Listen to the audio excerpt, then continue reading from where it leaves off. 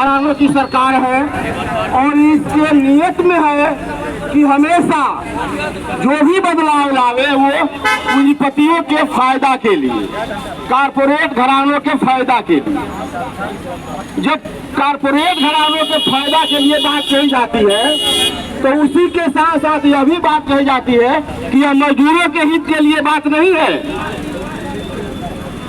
वो कारपोरेट घरानों के हित के लिए बात होती है और मजदूरों के घाटे के लिए बात होती है। तो यह समझने की बात है कि कारपोरेट घरानों के फायदे की बात करके मजदूर के लिए घाटे की बात कैसे है, यह समझना सबसे बड़ी बात है। तो कारपोरेट घराना यह चाहता है कि हमको सस्ता मजदूर मिले, वो यह चाहता है कि लोग लड़ना न सीखे और संगठित रहे, लाल झंडा के नीचे गोलबंद न होवे, वो अपना मजदूरी न मांगे। कंपनी में या काम करते वक्त अगर कोई दुर्घटना होती है तो उस पर वो मुआवजा का मांग न करे, वो केस न करे, ये वो चाहती है।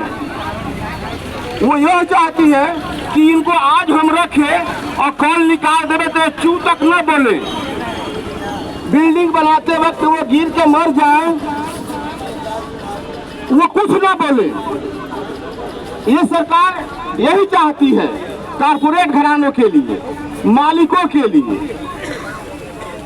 तो जब सरकार यह चाहती है, इस तरह की बात चाहती है, तो तय बात है कि आप सबके लिए खिलाफ की बात है, आप सबके घाटे की बात है। हम काम करते हैं बिल्डिंग, 10 ताला बिल्डिंग के ऊपर चढ़ करके, और 2 पैसा बचाने के लिए आप सुरक्षा का कोई गारंटी नहीं करते हो और गिर के मर जाए और हम न बोले, यह कैसे हो सकता है? तो ये लाल झंडा यही प्रयास करता है कि नहीं, हम मजदूरों को जबान देवे, मजदूरों को यह सिखावे कि हम लाख मजबूरी में रहे, लेकिन हमारी नियति है लड़ना। अगर हम लड़ना छोड़ देंगे तो हम अपने बाल बच्चा का परवरिश करना छोड़ देंगे, हम खुद ही मजदूर बन के रहना छोड़ देंगे। नहीं रह सकते हैं मजदूर बन के रहना। मजदूर का इतिहास ही है कि जब मजदूर लड़ना सीखने लगा, जब मनुष्य लड़ना सीखने लगा, लड़ने लगा, वहीं से मजदूर वर्ग की उत्पत्ति हुई।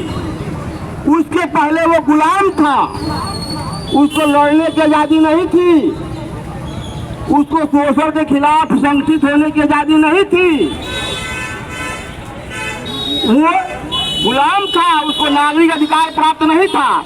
तब उसने लड़ना सीखा कि नहीं, हम भी इंसान हैं, अगर हम काम करते हैं तो उसके बदले में हमको सम्मानजनक जिंदगी जीने के लिए पैसा चाहिए, हमारे बाल बच्चों की अच्छी पढ़ाई के लिए स्कूल चाहिए, हमारे बाल बच्चों के इलाज के लिए सस्ता सरकारी हॉस्पिटल चाहिए, ये शिक्षा चाहिए, ये हमें चाहिए। इसके लिए जब वो लड़ना सीखने लगा, लड़ने लगा, तब वो मजदूर बना, तब वो इंसान बना, चेतनशील इंसान बना, संघर्षशील इंसान बना। और इसी रूप में मजदूरों का पहचान बनती है कि नहीं, यह लड़ने वाला कौम है। ऐसे देख करके कोई भी मालिक आता है तो कहता है ये चलिए मेरे यहाँ काम करने, या नाक भी सिकोड़ता है वो, अरे ये लोग मजदूर है, गंदे लोग हैं। यही मजदूर लोग जिनको तुम गंदे कह रहे हो, यही मजदूर लोग एक समय पूरी दुनिया के 6ठा हिस्सा पर राज करते थे। रूस में, सोवियत संघ में मजदूरों का राज बना था, वो राज करते थे और इन्हीं मजदूरों से वे डरते थे, कांपते थे कि नहीं, इनके साथ मत लगो, ये संगठित मजदूर है, ये भी राजनीति करना जानते हैं, ये भी अपने हक हिस्सा को पहचानते हैं। और वो लड़ते हैं, लड़ करके सोवियत संघ में अपना राज बनाया, वहां से पूंजीपतियों को खदेड़ दिया। दुनिया के सबसे ताकतवर जो ये था हरामखोर था, वो आदमखोर था हिटलर, उसको मारने में उसको इतना तक कर दिया गया कि वो अपने ही घरों में सुसाइड कर लिया। यही लाल झंडा का दिन। तो दोस्तों, हम आपके यहाँ यह बताने आए हुए हैं कि यह हमारे पूर्वजों का उम्दा इतिहास रहा है। हम आज क्या करते हैं हमको पता ही नहीं है।